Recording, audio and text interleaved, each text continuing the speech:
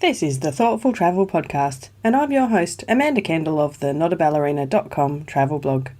Every episode, I'll share travel tales from several fellow travel lovers, and together we hope to entertain and inspire you, remind you of some of your own great travel experiences, and encourage you to hit the road again soon.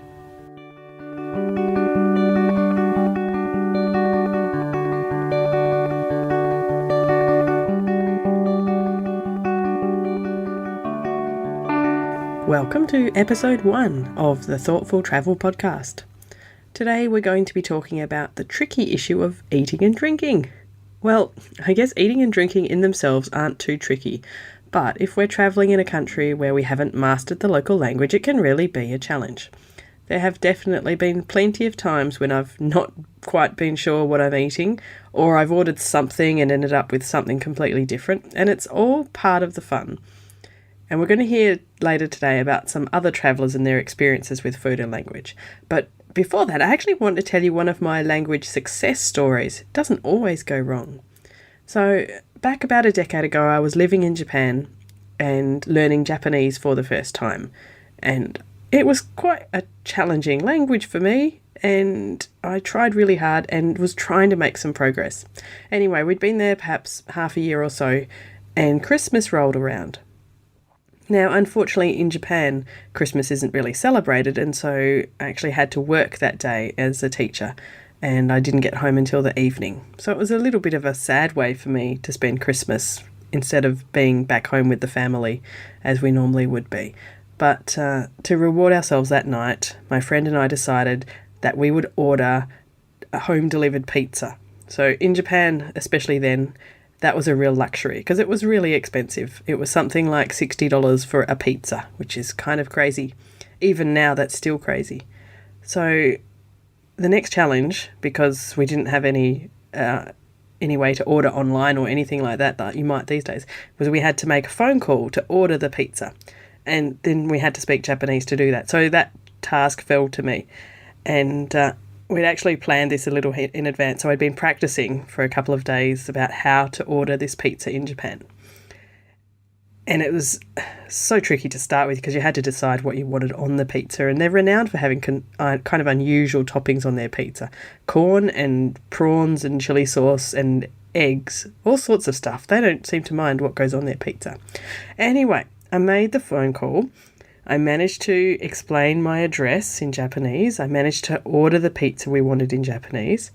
And we waited. And waited a little bit more. But then there was a knock at the door.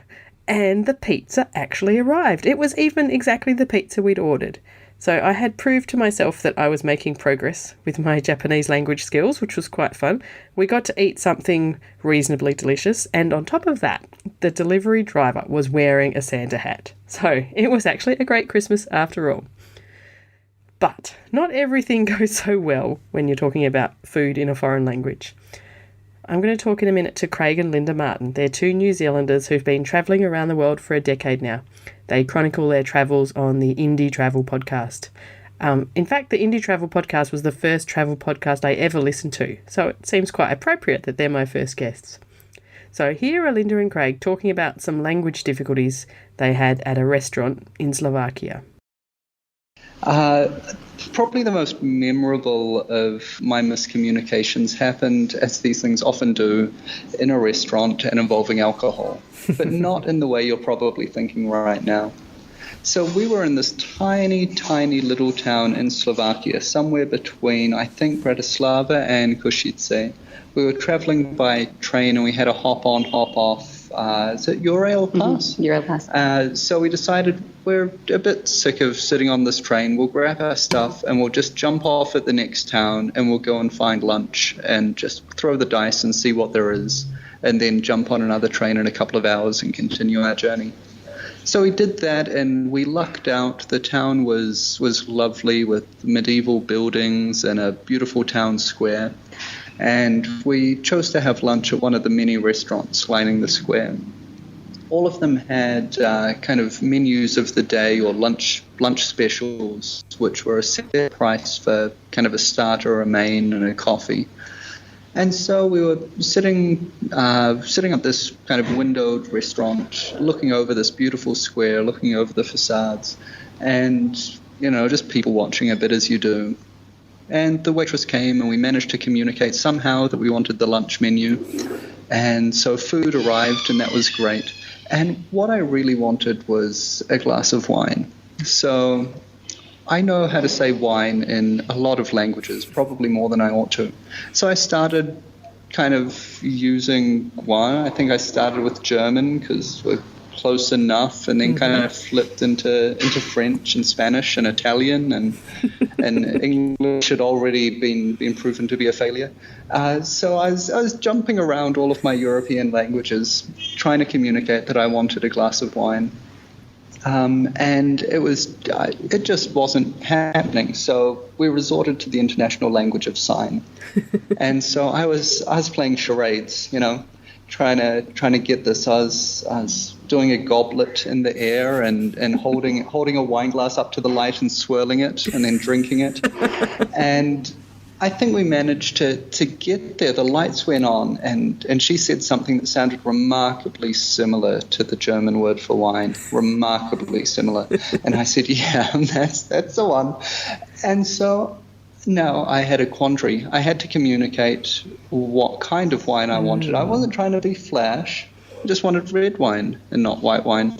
So I looked around for anything red to communicate. Well, we've got wine sorted. And the only red thing within pointing distance was tomatoes. Uh-oh. So I pointed to the tomatoes to indicate red. Now we had established wine. Wine was set. Wine was fine. And red wine. So she nodded, smiled, and went back to the kitchen. And about 4 minutes later came back with the largest freaking bowl of freshly chopped tomatoes you have ever seen in your life. There must have been about 1.5 kilos of tomato. It was a salad bowl full of chopped tomatoes. And the look on my face as she approached the table must have communicated something to her, because she stumbled a bit and stopped, looked at me, looked at the tomatoes, looked at me, looked at the tomatoes, and ran next door to another restaurant to find an English-speaking waiter. Oh, no. Who did help us get a glass of red wine. So the story ends with wine, thank goodness. Oh, I'm really glad to hear that. We both needed a glass by that point. Yeah, maybe several. That's hilarious. I wonder what's going through her mind with the tomatoes. I lived in Slovakia for a year, but I'm racking my brains and I don't know the Slovak word for wine. I know beer, but not wine. Yeah, it's terrible. I think it's something, it's like vino. It's something really similar. When we found out, we thought, we said that. That was one of the words we said. Linda and Craig went on to tell me that they enjoyed the wine and they didn't have to eat all those tomatoes, so all's well that ends well, I guess. I also chatted language and food problems with Stephen Henson of Journeys with Stephen. He spent a lot of time in China. He has a business there. And we had a chat about several Chinese language mishaps before he told me a very funny story about his linguist friend who walked into a Taco Bell in China. So, here's a PhD in linguistics. And she lived in China for 3 years. You would think that of all the people to master this, it would be her. But she tells a story of going into a Taco Bell. Right. And what she wants to do is takeout. So she asked them, yo dao bao ma, which is just very simple. It's, do you have takeout? And once again, like my story, all these people are like looking at her. She keeps saying it over. She says it louder. Oh, because louder always helps, doesn't it? Yes, more emphatically. Somebody hands her a newspaper, her hand. Somebody looks at outside at the weather, and then finally, like this fifth person from the back comes by and goes, oh, yo dao bao ma. And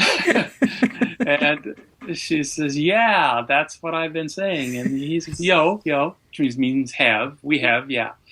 But in that little example, so just that word, dao bao, it's 2 characters, and each character can have as many as 4 tones. So that's 8 different combinations right there of right off the bat, 8 different things that one word could mean.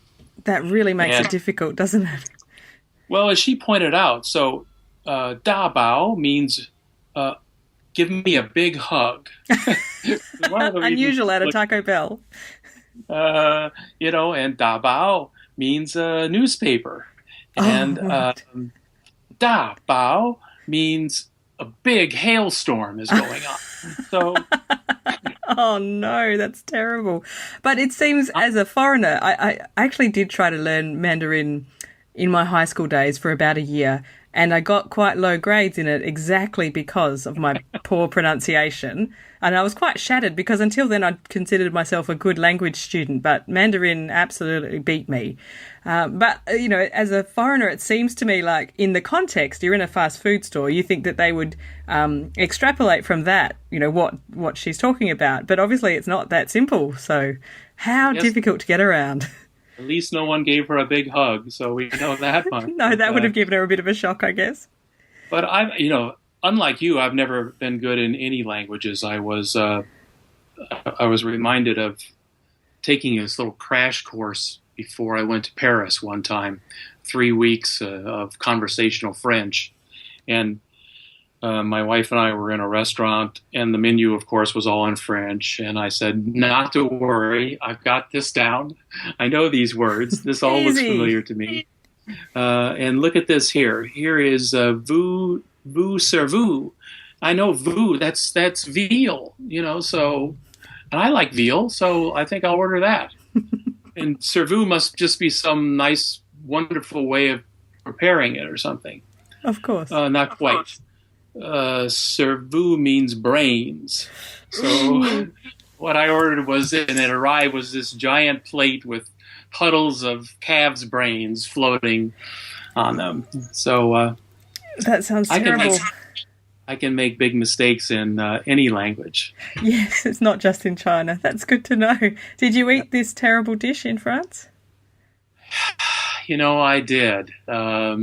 Just because I was trying to be a good tourist, I guess. Oh, well done.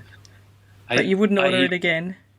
I wouldn't order again, but I've even had that trouble with English. We were in the English countryside one time at a bed and breakfast, and now you're in somebody's home, right? Yeah. And so they said, "Hey, would you like kippers for breakfast?" And my wife turned to me and said, "What are kippers?" I said, "I think it's a pastry of some kind." So, let's get that.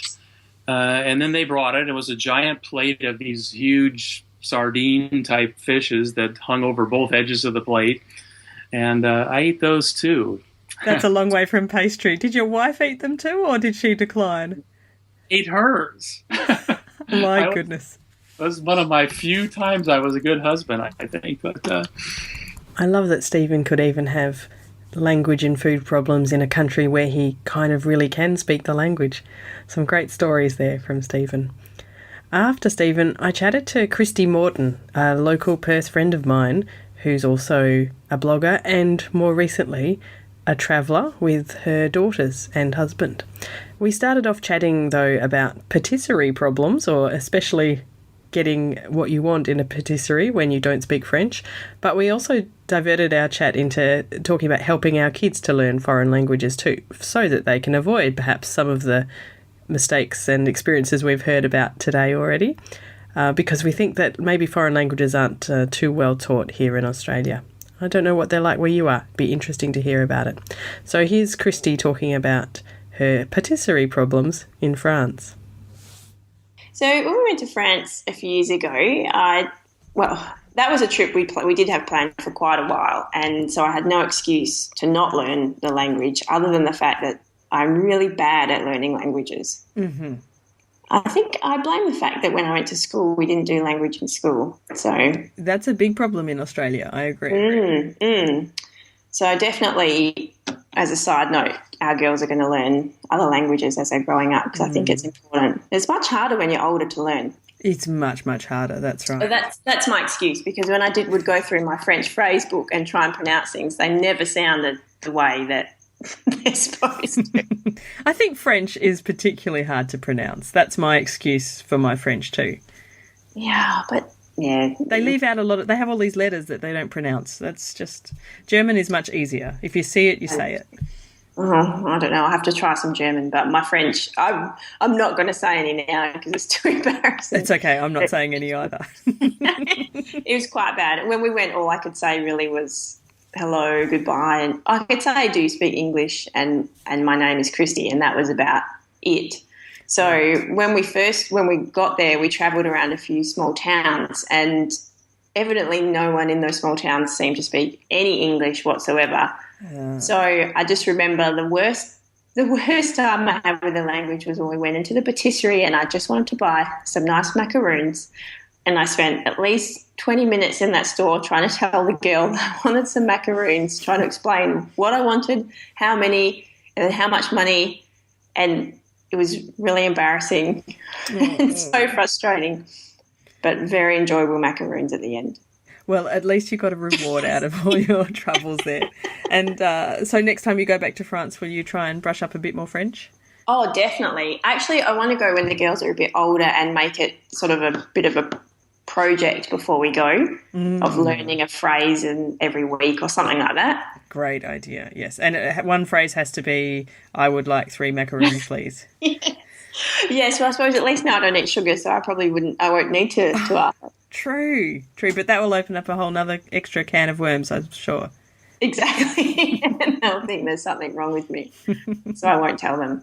Yes, but I like that idea of getting your kids to appreciate learning another language, because I think for all English speakers that's a bit of a problem because English is so universal, but especially for us out here in Australia because it's quite a long way to go to be in a country where you need to speak another language. Yeah. And I think we just take it for granted that, especially if I didn't travel much when I was younger. So I guess you just take it for granted that everyone will speak English, and it's the wrong way to think about things because you're going to their country. Yes, yeah, exactly.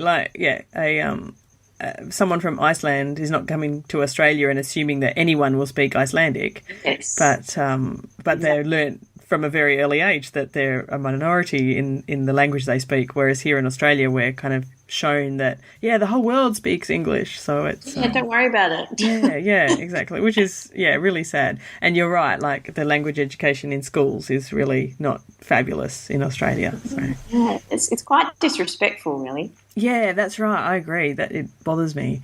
But that's why we're trying to keep my son speaking German. But it's even harder than I expected, even though his dad is German. But still. Oh, really? Oh, yeah, because they don't want to, because they hear English all day, every day, everywhere, and their friends speak English. So I suppose, yeah. And he knows that both of us speak English, so why should he make that effort to speak the more difficult language for him? So, yeah. Yeah, good luck to me trying to teach the girls French then. Yeah, good luck with that. But no, like when there's an objective for it, when you can say, next whenever December we're going to France, and if you want to buy this, then you'll need to know how to say this. Then if you want to buy some macaroons, I know you won't let them buy macaroons, but I was maybe I'll let them enjoy the local cuisine. Oh, good. You're a good mum. But the point being that's so much more effective than just trying to learn at school from a textbook. Yes, where it sort of really has no context for them. So yeah. And you can have such a better time if you can actually converse with people. Oh, absolutely. I remember when we were on the Trans-Siberian across Russia and we had a Russian phrase book and enough Russian that we could actually chat with the people in our carriage on the train. And it, opened up whole new worlds for us, being able to speak just a few words of Russian. Yeah, so as Kristy says, you can have a much better time if you can actually converse with people, and I think you can eat and drink better too, though it might take away some of the fun and surprises. Anyway, here the obvious question is, have you ever had trouble ordering food or drink in another language? But I probably barely need to ask that, because I'm guessing that every one of you has a tale to tell. So if you have a food and foreign languages story, I'd love to hear about them. Feel free to leave a comment at the show notes at www.notaballerina.com/01, or look up the Not a Ballerina Facebook page, or tweet me at Amanda Kendall and spill the beans. Actually, on the other hand, if you've had a foreign language food success, I'd especially love to hear about that. So thanks very much for listening to episode 1 of the Thoughtful Travel podcast. I'd especially like to thank all the lovely guests and tell you a little more about where you can find them. Craig and Linda Martin of the Indie Travel podcast are always worth listening to. I met them when they called Perth home for a short stint about 7 years ago. They were in Colombia when we recorded this interview, with the plan to head to Panama for a 6-month house-sitting stint sometime soon. They also run a WordPress website development and hosting company called Performance Foundry, so you can find them at indietravelpodcast.com and performancefoundry.com. Stephen Henson of Journeys with Stephen writes about upscale travel on a budget at journeyswithstephen.com. We met on a Bangkok tour after a conference last year and he kept us laughing all day. Definitely lots more from Stephen to come in future episodes because he has plenty of tales to tell about his experiences in China. And Kristy Morton is a fellow Perthite who, to be perfectly honest, I actually first met in a Pilates class, but not long after that she became a blogger just like me. She talks about healthy and simple living at luluzoo.com, and she also helps small businesses and bloggers manage some of the technical side of life through her consultancy at kristymorton.com. But I'm most proud that since we met, I've actually started to convert Kristy to be a fellow travel addict. As always, these details and more will be in the show notes, which for this episode will be at notaballerina.com/01. This has been another episode of the Thoughtful Travel Podcast. Show notes and other information are at notaballerina.com/podcast. Join me again soon for another chat about why we travel. Bye for now.